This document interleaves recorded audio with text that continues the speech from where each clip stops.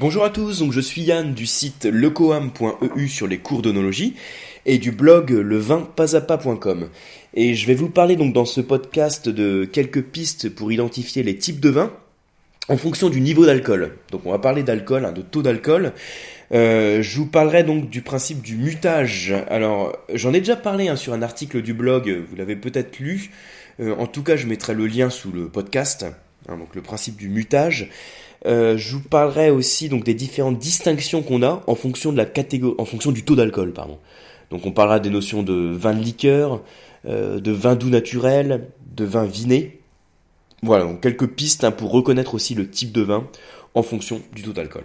Alors, comme toujours, je vais faire en sorte que ce soit le plus pratique possible, puisque le principe du podcast, c'est de vous donner là un format assez court, une dizaine de minutes. Même si j'ai tendance à déborder pas mal, en tout cas, je vous donne des outils, des repères le plus pratiques possible. Donc, parfois, je rentre pas trop dans les détails techniques. Le but, c'est vraiment d'avoir les clés pour mieux comprendre. Donc, dans un premier temps, je vais vous parler donc de l'alcool dans le vin. Donc, je pense que ce sera des rappels pour la plupart d'entre vous. Et très vite, je vais vous parler de la notion du mutage. Alors, première chose, donc, comme vous le savez, donc, l'alcool résulte de la fermentation d'un sucre, donc de la fermentation alcoolique d'un sucre, qui se fait sous l'action des levures. Alors, comme j'en ai déjà parlé, à partir du moment où vous pouvez prendre différents types de matières premières, vous pouvez prendre une pomme, donc une pomme et le sucre de la pomme, le fermenter. La fermentation alcoolique du sucre de la pomme donne plusieurs types de boissons, donc ça peut donner du cidre, ou suite à une distillation du calvados. C'est toujours le même principe. Si je prends des céréales, par exemple le malt d'orge fermenté va nous donner de la bière, ou suite à la distillation va nous donner du whisky. On peut prendre de la prune, la faire distiller, etc. Ou du raisin, et donc obtenir du vin. Voilà.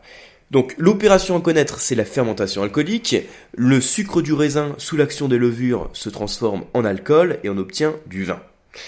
La fermentation alcoolique de notre raisin, elle va s'arrêter à partir du moment où il n'y a plus de sucre à convertir en alcool. Ça, c'est le cas le plus classique.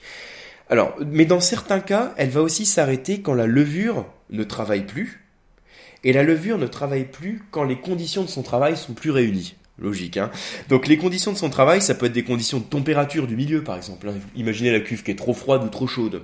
La levure, c'est un organisme vivant, donc si ces conditions de température sont pas remplies, la levure peut arrêter le travail et arrêter la fermentation alcoolique. Et il y a un autre cas dans lequel la levure arrête de travailler, c'est quand il y a trop d'alcool dans le milieu. Donc imaginez, vous avez la levure qui convertit le sucre du raisin en alcool dans la cuve pour obtenir du vin.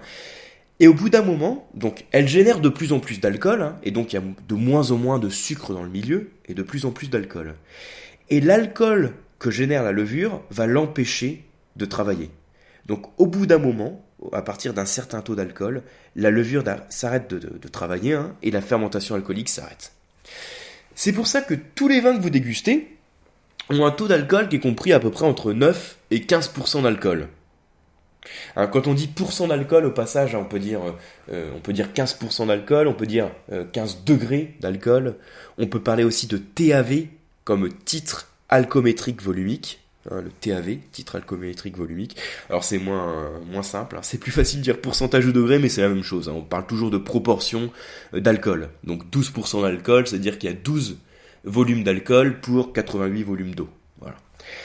Alors, donc tous les vins, je vous dis, titrent entre 9 et 15% d'alcool. Donc vous dégustez un Chablis, un Sancerre, un Muscadet, vous dégustez un Gigondas, un Châteauneuf-du-Pape, un vin du Médoc, un vin d'Alsace. Là, je vous cite des appellations, donc des zones géographiques. Tous ces vins que vous dégustez titrent entre 9 et 15% d'alcool. À partir du moment où vous avez plus d'alcool dans la boisson que vous dégustez, là c'est pour pas vous dire vin, donc dans la boisson que vous dégustez, ça veut dire que la vinification n'est pas classique. On a dû, à un moment ou un autre, concentrer l'alcool. Et la concentration de l'alcool se fait par distillation. Voilà. Donc pareil, ça fait partie des bases à savoir. C'est-à-dire que, alors le principe de la distillation, c'est-à-dire que vous chauffez votre boisson fermentée, qui titre une dizaine de degrés d'alcool. Le fait de la chauffer va permettre l'évaporation de l'alcool. Ensuite, on va condenser l'alcool et donc ça va permettre de le concentrer. C'est le principe de la distillation en 2 secondes et demie. Voilà. Alors déjà, ça veut dire qu'on peut distinguer 2 grands types de catégories. Les boissons fermentées, donc dont le vin fait partie, qui titre jusqu'à 15% d'alcool, donc je vous ai dit pour le vin entre 9 et 15 à peu près, et les boissons donc qui résultent d'une distillation. Alors soit ça peut être une distillation directe, dans quel cas on obtient les eaux-de-vie, les whisky, les cognacs, les armagnacs, soit on peut avoir ce qu'on appelle les vins mutés. Alors les vins mutés, ça veut dire qu'on a rajouté dans le mou en fermentation de l'alcool distillé. C'est ce qu'on appelle le principe du mutage. Le mutage consiste à ajouter un alcool distillé, donc un alcool qui est concentré, dans une boisson en cours de fermentation. Alors ça, c'est le point hyper important à retenir du podcast, le principe du mutage. Alors par exemple, je vous cite quelques vins déjà pour vous situer tout de suite quelques exemples.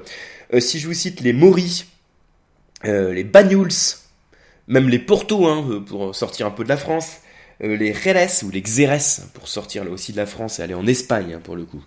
Les Porto, on allait au Portugal. Si je vous cite les Muscats de Rivesaltes, Muscats de Saint-Jean-de-Minervois, même les Flocs de Gascogne, les Pinots des Charentes, tous les noms que je vous cite, ce sont en fait des boissons qui résultent d'un mutage. Voilà. Alors, un point très important à retenir, c'est que le mutage peut intervenir à plusieurs moments au cours de la fermentation. Donc je vous ai dit tout à l'heure, vous avez votre jus de raisin qui est en cours de fermentation. On peut attendre que le jus de raisin se convertisse complètement en alcool, donc sans intervenir, et donc on va obtenir notre vin jusqu'à peu près 15% d'alcool. Après, on va pouvoir donc muter la boisson, soit avant la fermentation, soit pendant la fermentation, soit après la fermentation. On a donc 3 cas de mutage différents. Soit on ajoute notre alcool distillé, avant que le mou ait commencé à fermenter, soit on l'ajoute pendant la fermentation, soit après la fermentation. Et à chaque fois, en fonction du cas où on va rajouter notre alcool, on va avoir un type de boisson différent qui va être créé. Alors là, je vais vous présenter tout de suite les 3 cas, vous dire les exemples principaux à retenir et comment on appelle le type de vin en fonction du moment du mutage. Voilà, donc là, ça fait partie aussi des petits trucs à bien retenir. Alors, imaginez si je rajoute mon alcool, donc si je mute en fait mon vin avant la fermentation. Je vais obtenir ce qu'on appelle un vin de liqueur. C'est l'appellation qu'il faut connaître, le terme vin de liqueur. Et vous avez plusieurs types de vins à connaître. Vous avez donc, je vais vous citer principalement le Pinot des Charentes, le Floc de Gascogne ou le Mar du Jura. Pinot des Charentes, Floc de Gascogne, Mar du Jura. Tout ça, c'est ce qu'on appelle des vins de liqueur ou aussi des mistels. Un vin de liqueur ou mistel. Ce sont donc des vins qui sont mutés avant que le mou ait commencé à fermenter. Donc c'est dans un jus qui est très sucré si vous voulez. Après, le deuxième moment où on peut pratiquer le mutage, ça va être pendant la fermentation. C'est ce qu'on va appeler les vins doux naturels, ou VDN, les vins doux naturels. Alors, en France, je vais vous citer, j'en ai parlé tout à l'heure, c'était les Banyuls, les Maury, qu'est-ce qu'on a d'autre? Les Rasteau, R-A-S-T-E-A-U. On a également donc les différents types de muscats. Donc je vous ai dit les muscats de Rivesaltes, muscats de Saint-Jean-de-Minervois, muscats de Lunel, muscats de Frontignan. On a aussi les Rivesaltes. Donc tout ça, ce sont ce qu'on appelle les vins doux naturels. Donc à partir du moment où on vous parle de vin doux naturel, on fait référence à un vin qui a une vinification qui n'est pas classique, puisqu'il résulte d'un mutage qui a été fait pendant la fermentation. Et donc, le fait de rajouter notre alcool concentré, notre alcool distillé pendant la fermentation, ça a pour effet en fait de tuer les levures. C'est comme c'est un alcool qui est très fort, la levure qu'un organisme vivant est tuée, elle ne peut plus fermenter, et donc la fermentation est stoppée. C'est le principe du mutage.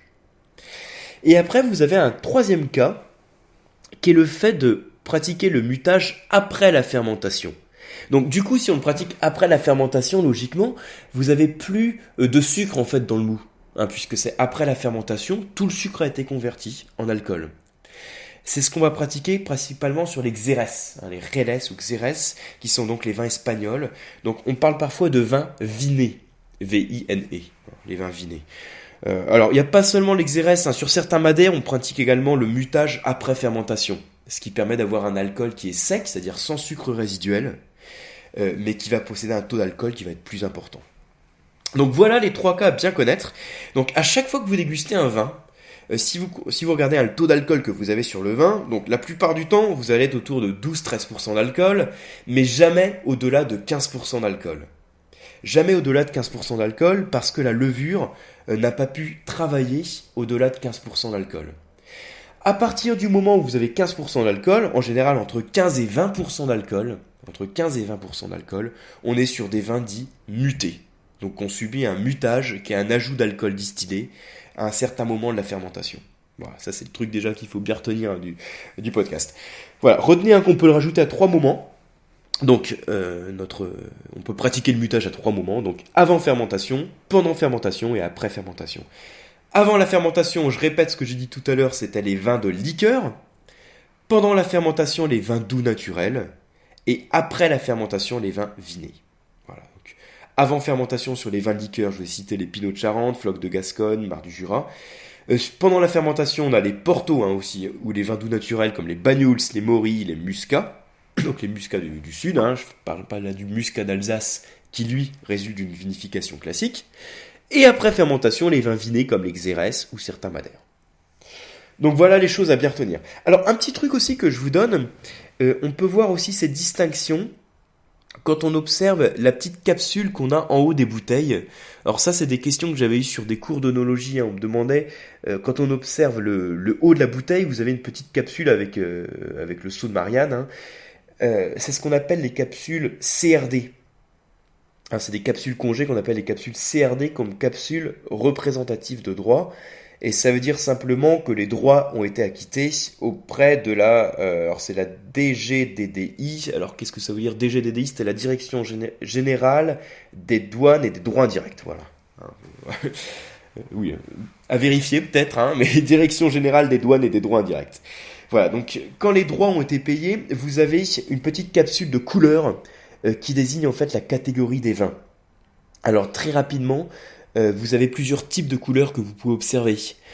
Vous avez soit des couleurs vertes ou bleues pour la plupart des vins.